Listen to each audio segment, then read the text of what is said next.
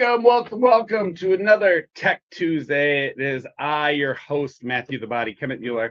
And, I really feel like sometimes we like to share our wins and our victories when we get it up in front of people and present. We get to talk about all the awesome things that happen in our business and all the great things that we're doing in our business.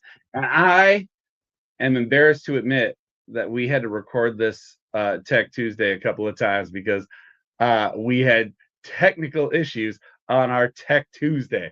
And so I am here to run it back for you guys. It might be a little bit late today, but we are going to run it back for you guys. And I'm excited to bring on a couple of good friends of mine. I want to bring on Sinu. Let me go right here and hit. Where's my mouse? There we go. Come on. There we go. Add to stage. And Sinu works with Artona. Everyone, of course, knows what Artona is, but let's just pretend there's a couple of people out there. You want to share a little bit about Artona? Sure. I think I've been with Artona from last few years, working with TJ and Michael, and it's been really great learning in last few years, trying to understand the whole volume industry. And yeah, we have built this amazing tool, and I can't wait to talk about it along with Michael. Welcome, Michael, to our stage. So Michael, of course, has been on a billion back chats, but this is his. Let's do it again. Somebody freaking called me on my phone and it kicked it out. Oh. Well, at least I swear to God, we are rolling through this one. I don't care how painful it is. I'm committed to making sure we get a good Tech Tuesday today. So Sinu was just kind of saying that he's worked with you guys. Oh, there he goes. We'll see when he comes back. By the way, happy birthday. This is your birthday week or month. Yeah, 2 weeks from today, which is like a total bummer too. I was just like, why is my birthday on a Tuesday? It's like the worst day. But should I tell you, this is my favorite thing. So in the Midwest, we have something that I would imagine. I don't know if everybody is privy to this, but we have something called a meat raffle. Have you ever heard of a meat raffle before? No. Oh my God, it's the best. We go to breweries and you bring in a donation for like food shelves, and then they partner with butcher shops and they pull a raffle ticket for your donations, and you win like brats and bacon, and it is the most Midwest tradition ever. And I love nothing more than to win at these stupid things. So I go to Costco and I show up with like donations to stack the deck just because I want to make sure I win that bad. Like, I'm the most competitive person at meat raffles, and it's a ridiculous thing. If you're ever in town, Sino, I'll take you down to one. For sure. That's what we're gonna do on my birthday. Oh, great. And Sinu's vegetarian, just let me know. Well, I'll watch but you if guys he wins, I got another opportunity to get some meat. It's gonna be great. Yeah. There you go. Yeah. So I think right now it's this really unique time in the industry, and I think like we were kind of talking offline before we started recording, just with AI and technology and kind of where things are going in this industry. And I think as I've talked to some people, like I think for a long time you had to be, life touch. You had to be the biggest guy in the game to develop your own software and build these tools. I think it was, there was such a barrier of entry. You needed to have such a staff that was big enough to do it. You needed to have a budget like that. And it's been really cool to see some stuff. I know they had Carl Bott on, was it last week? Yep. Talking about his stopper thing, Snap Shield. And so I think that there's now this opportunity where we aren't stuck with the things that were provided. People are able to kind of build some of their own. And I think what's cool about being friends with you guys is getting to see some of the stuff that you guys have worked on kind of for Artona.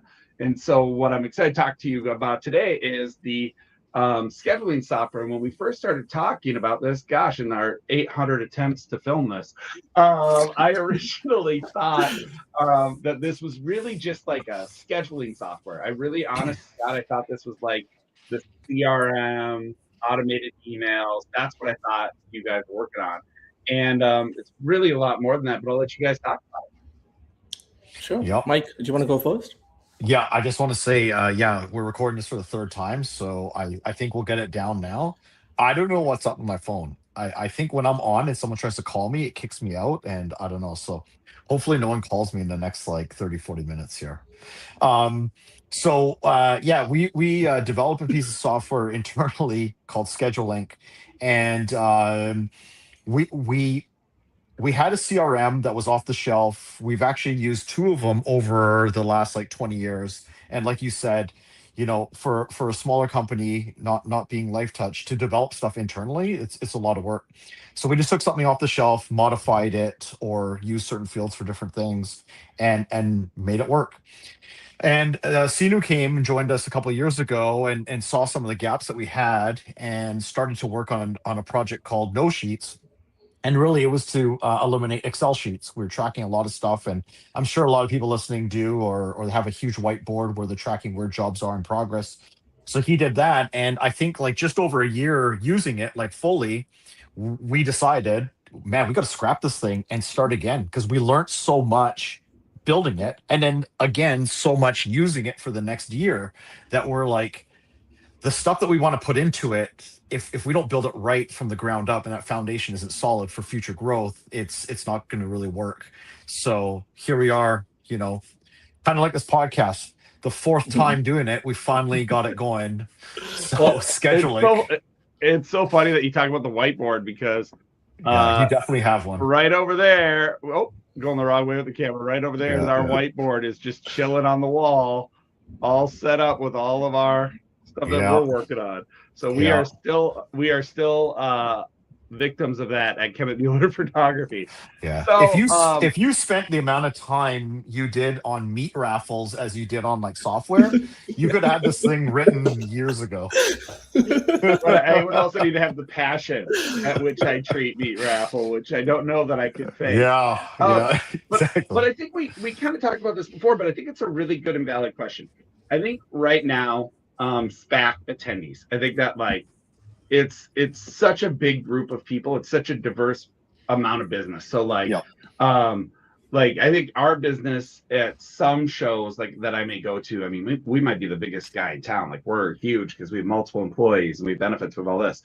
And but that's not the case for everyone. So I can remember not that long ago, March 1st, 2020, it was me and a couple of homies, and everything was run on spreadsheets and Google Docs and stuff like that.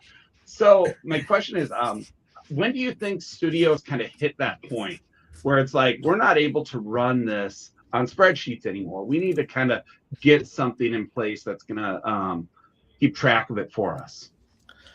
I think I can answer that. And even before going there, just to give a little intro to all the viewers who are watching, scheduling is software that connects a bunch of tools that you're using in a studio.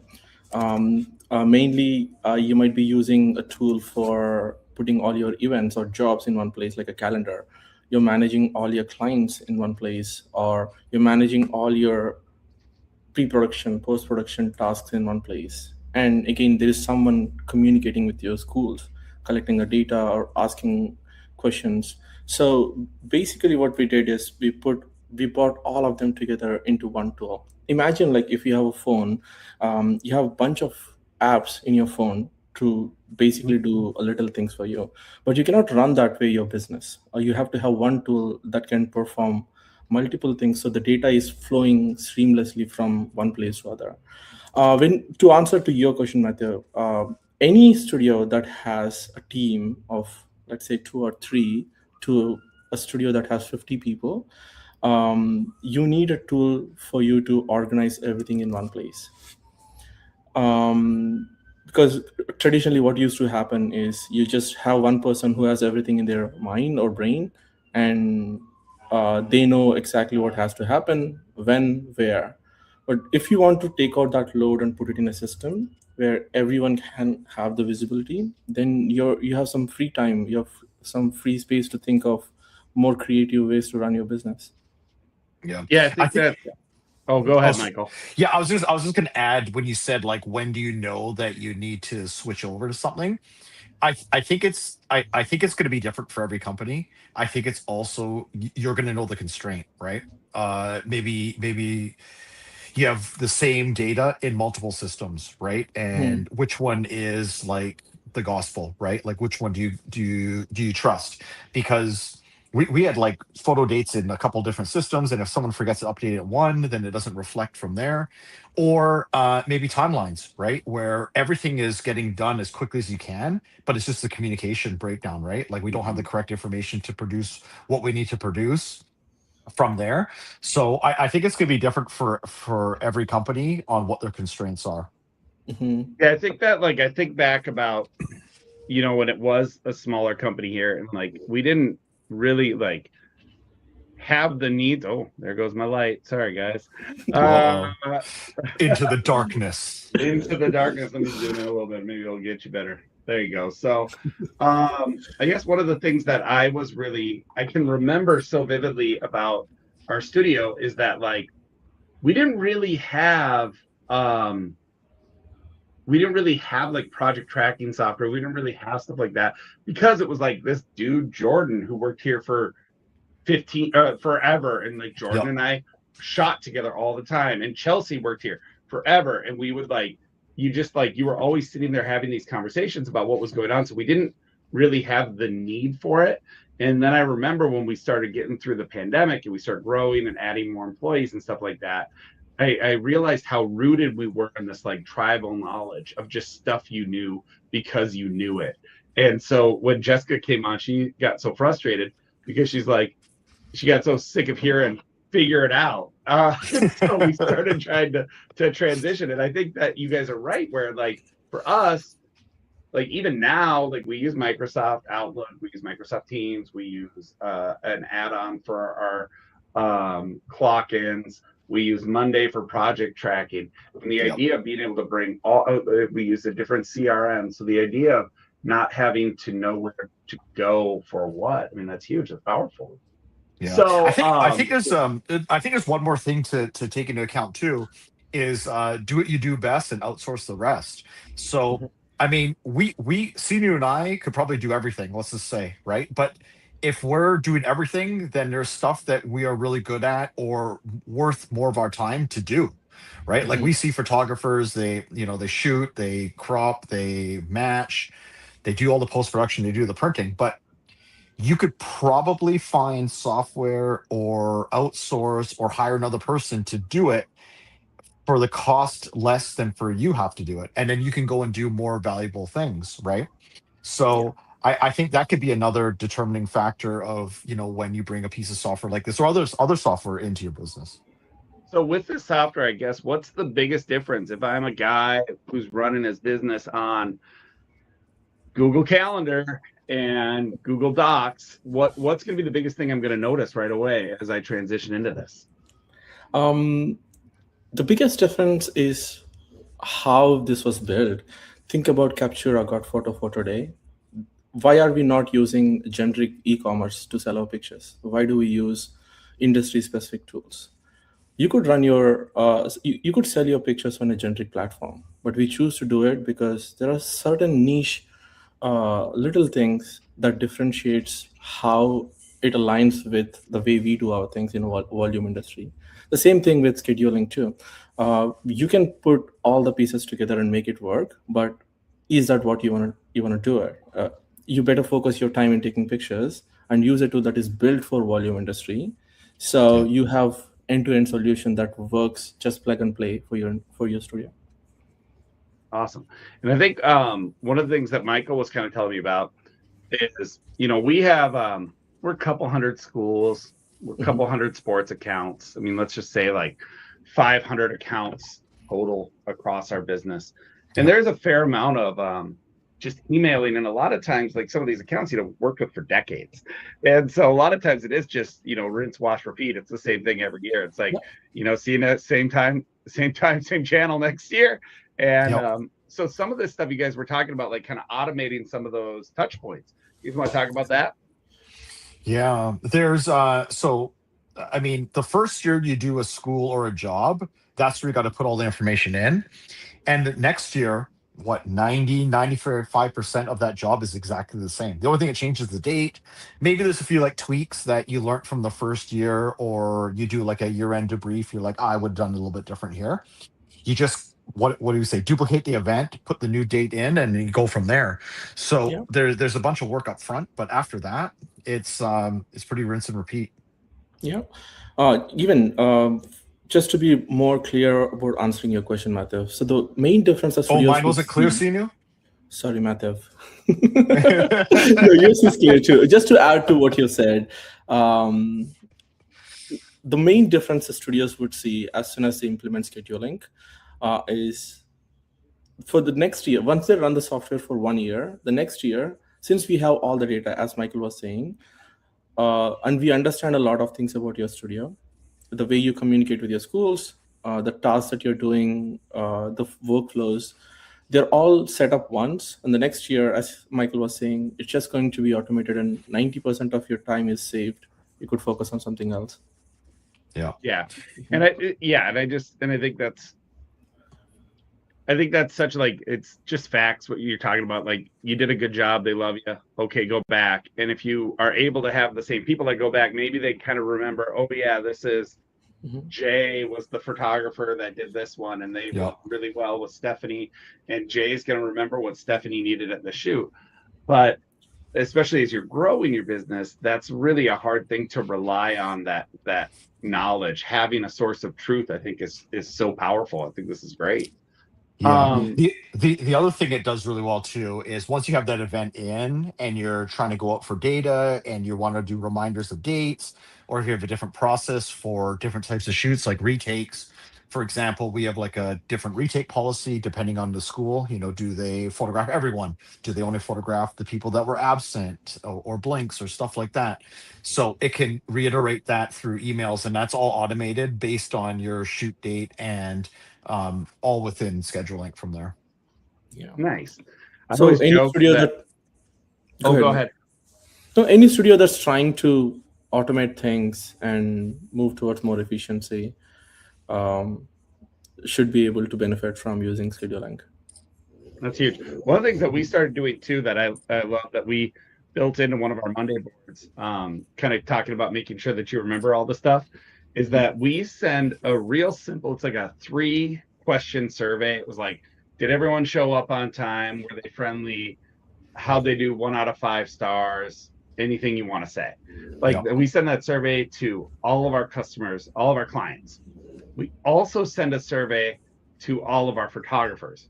Were you able to get in on time? Did they have an adequate facility? Did you guys do your pre-shoot pre-service meeting? So we kind of have like another one. And what we've been able to do, I love this idea of trying to get this wrapped into some software eventually someday, is to have that so that when you go to that location, it's like I can see what the secretary said last year about how it went. I can see what the photographer said about last year. I mean, what a way for you as an employee to walk in and really be set up to succeed. Like, you're not sitting there trying to figure stuff out, and you can stand on the backs of the other people. That's even in scheduling right now, we even have like where to park, what door to load into. So could you imagine just like walking in there and be like, hey, secretary, we're here, we'll load through the south entrance. I know our shoot time's at 8:20. Like, just to come in with all that knowledge already, instead of like being like, I'm here to do photos. Like, where do I go? Kind of walking in clueless. So totally helps out. One more thing, Matt, that survey you said, one other thing that we add in there that comes out after the shoot is how did the day go? Was everyone on time? All that stuff. But the last question is, would you recommend us to any other school? And if they say yes, then you kind of do another follow-up to be like, hey, so do you know a school that is not working with us that like you would recommend to, and try to get that introduction from there. And we tried that in the past, and it seems to work out. Oh, that's huge. That's huge. That's the one thing I always like, that I think a lot of people it's a little bit off topic, but we'll go with it anyways. Is I think that a lot of people, you get kind of wrapped up in reviews and stuff like that. And sometimes like most people aren't going to write a good review if things go okay. They don't like, and it has to be like an exceptional thing to get a good review or to get a referral. Like you have to have that really magical moment where you've connected stars all the after a dots. line. Yeah. But for us, like we actually have had tremendous success just with our customer service department, where all of a sudden at the end of each of our calls, we go, "Hey man, did we do a good job for you? Is there anything else we can do for you today? Any chance you'd like to write a review for me on Google? It'd really help me out a lot," and send them the link. And so kind of like we do that with our customers, not with our contacts. I think it's a great idea what you're talking about. I think it's the same principles. So I totally thought you were going to be like at the end of the call, be like, "Hey, do you like meat? We got this meat raffle, and it's only $5 a ticket." Well, I guess as you guys were kind of talking about this, though, one of the questions that I have is like, Artona and Michael, you and I both are second generation photographers. But and I know that your Artona wasn't always like a volume school studio, and my dad never did schools like in his whole career.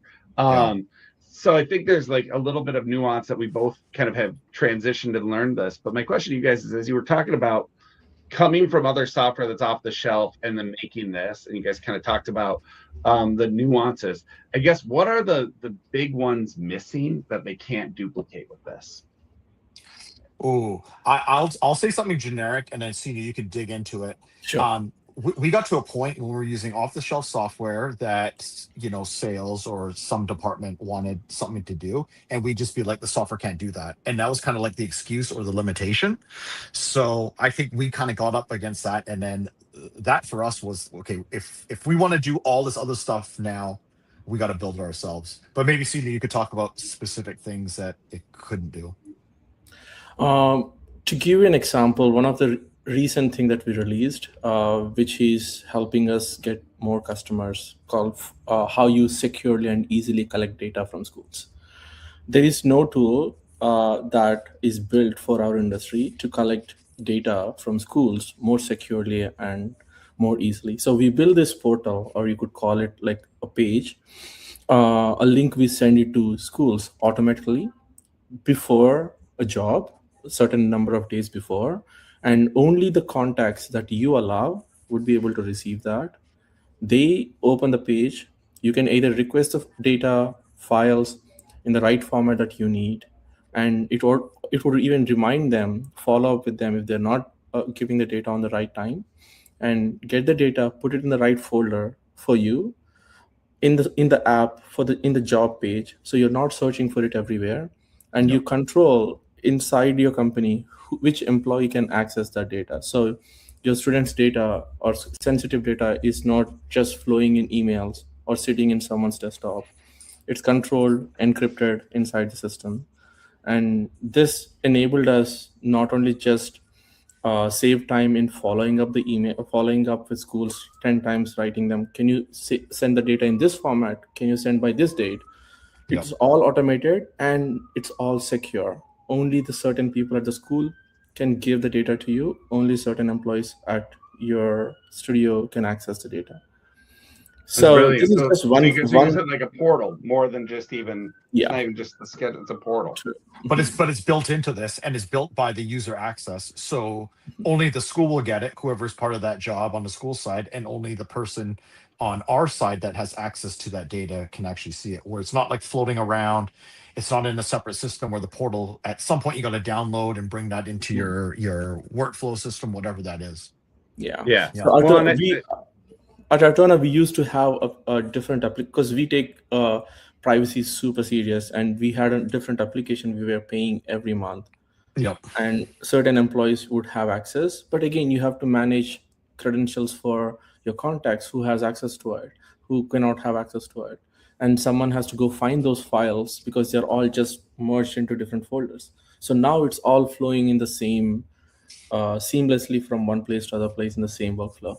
Yeah. Actually, the other thing I'll add to that this has is the photo date in one spot. So it's only in the one spot, and also it displays onto our website. So if internal people look at schedule link, Parents, students, schools, they look at our website and it pulls from the same source. So not updating in many spots. It's if you make a change, it's instantaneous as well. Yeah. And So- one of the, yeah, go ahead. Oh, Just no, one no, last go thing, ahead. Matthew. One last thing to add to what Michael was saying is how, because in our industry, unlike any sales products, like let's say HubSpot, Monday.com, or other task management tools and other sales tools like Salesforce, they were all built to manage a sales funnel. So you have a prospect, you close the deal. But our industry is built mostly on the job that we get. So a school calls you and tells you this is the date that we want a photo shoot, and everything that date triggers a bunch of things. So you have to schedule your job on a calendar, you have to schedule employees for that job, and you have to schedule tasks that happens before and after, and you have to schedule communications like requesting data or telling them the packages has been shipped for the services. So all this are being scheduled, but with one trigger, which is putting a date on the calendar. That's why the name reflects what we are trying to do. We are trying to link all the schedules in one place. Yeah. Yeah, Also I too, think that that's sales awesome. funnel, once you have the school, now you're just like maintaining it, right? So that type of funnel changes, and then you just kind of repeat that part of the end. That's amazing. I think that's great. I always love to, Michael, you and I have been lucky enough to go out to have a couple of fine dinners together at some fine dining establishments over the years. The other thing I love about this concept of having all this data together too is the idea of, like, you go to fine dining restaurants, they'll keep notes on their customers too. Yep. And they'll say, Michael says he wants his steak rare. He really wants it medium. Like, he doesn't really want a rare steak. And so, like, when he orders a rare steak, we're going to cook it to medium because we know that's what he really wants. So he's not going to send it back, and like kind of keeping that data in. And so I think also, like, with our industry, I think it's a really great way to make sure that you're servicing your customer and you're not having back and forths and having all this. So bringing all this under one umbrella. Yeah. Is awesome. Or asking the same question every year, right? Yep. Like, if you already know. Yeah. Just like your restaurant order, Maker's Mark, keep bringing it. Do not let me see the bottom of this glass. That's in the notes. That's in the notes. No, I think at what point, though, when you guys are doing this, and I know we talked about this the first or second or third time we did this, but I think it's worth bringing up again. Lots of practice.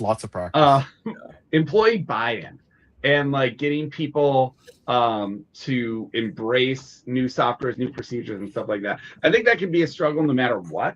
I know we had some issues over the years. Like, at one point we were using one e-commerce for schools and a different one for sports, and then, like, bringing the whole company under one umbrella, there's a little bit of pushback that happened with it. It's the right thing to do. So I guess with this stuff, how do you get everyone to buy in, and was there a ton of pushback on it, and did you have to kind of, like, how did you lead them to the water with this?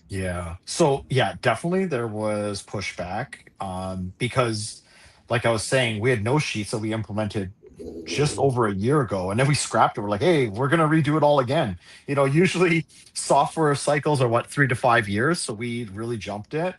I get it. Change is hard.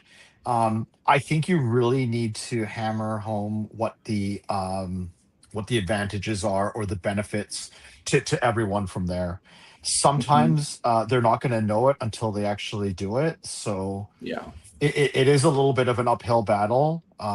Fortunately enough, I mean, staff are really patient with it. I mean, like, writing software, it's not going to be 100% out of the box. There's always going to be revisions and stuff like that.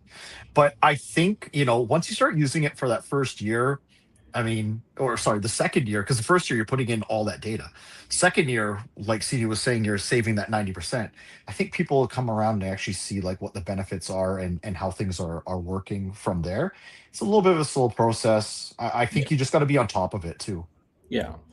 Just to add to that, what I believe strongly, even the same thing that we did at Ortona, we have great leaders who helped us in making this change.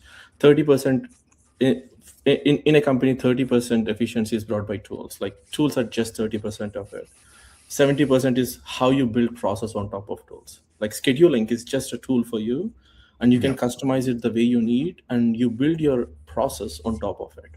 Basically, all the studios, you have SOPs, standard operating procedures, sitting on a document somewhere in your desktop. So there's an employee telling everyone, you have to complete this on this day. We have to do certain things certain way. But what if you Yeah. build a system using that SOP that is living and telling every day to every employee, this is what you do today. These are the top 10 things that you have to do on your dashboard. So building that process and encouraging people to follow that, enforcing that is the biggest hurdle. And we had good leaders in our studio that has taken this job super seriously, and they've Helped been implement training it out. employees every day. Yeah. Yeah. Yeah, I can remember a couple of times over the years where we've like moved to do something, and there's very few times I think I try to be the kind of guy that I talk to my employees and like, okay, guys, I think we're gonna move this route. What do you guys think? Like, Yeah. okay, I think we're gonna do this. Is that cool? What do you guys think about that? And then there's been a couple of times I'm like, I don't care, we're doing it this way. Yeah. And like, and it's very much not the type of leader I want to be, but there are certain times I think where, like, to touch on what you're saying, I think it's so right, is that like it also doesn't work if you don't get the buy-in. If Yeah. you have 3 people using it and 2 people not using it, it doesn't work. So you have to get that buy-in. And so I think that's huge. And then playing off of Michael's comment about like, it's the first year, it's a lot of work. I think that's true of anything. Like the first time, man, when we started using Monday.com, this guy Dylan was like, we used this at my old job. I think it'd be great for here. And I mean, it took a ton of work to build up the automations and to set up the workflows. And it was not like we showed up and bought a subscription and all of a sudden we had this amazing product. But it's like you had to put in the work to set it up, and then you had to get the buy-in to make everyone use it, or else it never will work. Yeah. Thanks for saying that, Matthew. Because Monday.com, 17 Hats, HubSpot, Asana, there are so many tools, but that would amazingly for studios. But you need a lot of time and energy to set up those tools because they're not built for our industry. And studios, like people like us who are tech savvy, you understand those tools. You can invest a ton of time in building that. But not every studio manager or owner has that much time. So that's why we have that's why we build scheduling that you can just plug in. You can import your data in a couple of days and ready to go in a week. Perfect. Well, I got one more question for you guys, and then I want to see some of it if you want to do a screen share. Sure. But I think the last question I have for you guys is we didn't do this one, so it should be real answers. Right now. Hey, guess what happened to me? Oh, you got a call? Yeah, I got a call. Yeah, kicked me out again. But I'm back. So I got one question for you guys this is a new question. And I think this is kind of a fun thought exercise actually for us to play is right now, the state of the volume photography industry.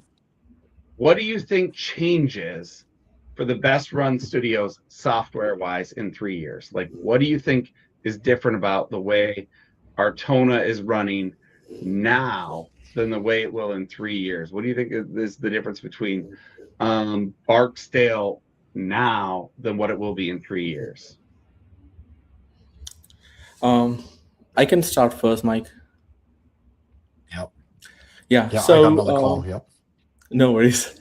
I think the biggest change that we would see is the amount of time that you would spend with a customer, helping them with real problems versus trying to fix the unnecessary operational bugs. So, for example, a studio can grow from 0 to 1 by just hiring employees, right? But if you want to be more efficient, you need a system in place. That system would take care of really unnecessary things that you really hate to do. How we have Skylab, how we have different tools that helped us in post-production. So you don't go and color correct every image. You don't go remove background for every image. So now those employees have so much free time to go spend with customers or spend with photographers trying to train them. So the real outcome that we would see in 3 years is we would take better pictures. We would have much more happier clients at the end of the day with automated systems in place. And people would be doing more valuable work than just sitting and entering data. So they can basically go back and talk to real humans than just sitting in front of computers and just typing data. Yeah. Great answer. Matt, I'll do it, but repeat the question again. I got kicked off. I think I know what it is, but just repeat the question. Yeah, I was just saying, like, the best run studios, like, how will software change in the next 3 years? Like, what we're doing today versus how we're going to be running our business in 3 years. How do you think the software available to us, like, what do you think how that landscape changes? Yeah, I think definitely it'll be able to scale up quicker, right? Like the life cycle to develop, what is it, like 7, 8 months sometimes. I think it'll go a lot quicker, obviously with AI. Um, I think we'll be able also to build some sort of learning into it. So instead of us, using it for a month and then going back to the developers and saying, "Hey, these are the changes that we need to do." I think it's going to learn by how the user is putting data in or extracting data out, and I don't know, it might just say like, "I noticed you do it this way, but it was programmed this way. Should I change it?" So I think on the software side, I think it's going to learn and do its own thing. And then what Senior said, it's going to allow us time to focus on the customer, right? Like we focus a lot on process. How do we do things better? How do we make it more efficient?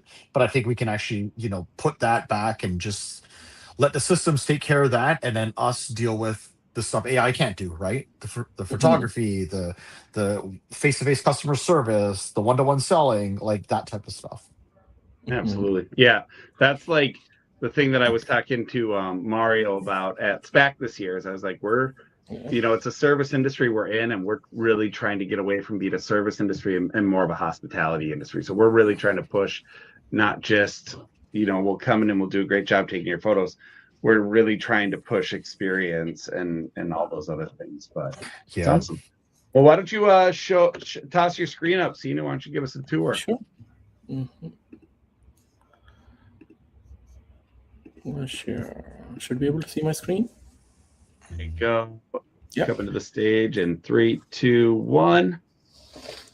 Yeah. Sweet. Yeah. Welcome to scheduling. This is how you start your day. The screen that you're seeing is a dashboard divided into 3 different sections. This is exactly what you have to know when you're running your studio. You have upcoming jobs in one side. In the center, you have all the tasks that are due or overdue. So you know exactly how to spend your day today. And on the right, you have high-level summary of what's happening in your studio. And we have different modules to manage different set of things in your studio, starting with accounts. So if you see, I'll just show you one example. So we have Lakewood Central as an example.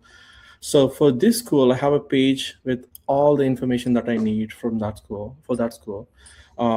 Starting from contacts, address, and any job that I did in the last few years to any upcoming jobs that I plan, to all the jobs. And if I have to edit, I could go inside and I can see all the files that I want. I can save a bunch of files, invoices, contracts, logos, and you can see all the changes that's happening for this page over the years. And you can also communicate with your own team inside this place. So the notes is not anywhere else, it's staying in the page. So you have now a place to manage entire school in one place. And the same way you can see the whole calendar of your studio, and you can filter based on different job types and location if you're managing multiple locations in one place. And you have a dashboard to manage your entire jobs. And the way it works is, let's say if I pick if I want to see all the student ID cards that I'm producing for the studio, and if I sort on due date, I would see the most important thing that I have to work today. And we do have a place for you to schedule your employees. So you have a list of all your employees in one place, and you can see maybe if I go to a busy week, I can see who is free on which week, who is busy on which week. which day they are available for me to schedule them. So you have one place to see that. And one of the best thing is you have this search that would allow you to search anything in your app. Let's say if I want to search ID cards for a school, it's just one search away from me, and I know where exactly it is, which step it is Yeah, going an to. Artona concierge. I love There you it. go. Yeah. You know, the other thing too to add in is like most people, you might break down the jobs, right? Like one person just does ID cards. They specialize in Yeah. that. They do that day in, day out during the fall. Mhm. But when you look at if you're doing like 10 schools a day, there's constraints, right? I can't work on the ID card until the images are downloaded, until maybe they're cropped, until the layout is done. So the person doing ID cards can just look at by due date, by the task, and then is the tasks that need to get done before completed, so that person can start from there. Yeah, so we have dependencies and offsets, how Michael was explaining. Let's say if I have to edit ID cards, it clearly says it depends on edit and finalize image. So unless you edit the images, you cannot start ID cards. So the cool thing about this is if an employee completes this edit and finalize images by completing all the steps, as soon as it's done, the person who is supposed to start student ID cards would get a notification and an email saying this is ready for them to work. And this would be the first item in their inbox or in the dashboard for them to start working. And we also send daily reminders for them saying these are the tasks you have to work today, and these are the events or jobs that you're supposed to go shoot, which means the things that you have to do a week from now or tomorrow is no longer in your brain. So it's freed up to completely focus on what you have to do today. That's awesome. The other thing too is like when you're doing a school's, let's say, services, there's many things that have to get done, and in our timeline our services are due 1 week after the shoot, but Oh, we lost him. Probably got first, another. Oh, there he is. but but some people, you know, might not start it till the 20th, so it's trying to keep everything kind of lock and step all the way through. So once your constraints are freed up, you're able to start, because maybe you need to do something for the person after you, they can't start until you're done.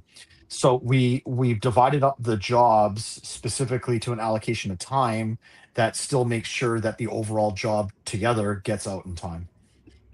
Gotcha. Yeah, true. Brilliant.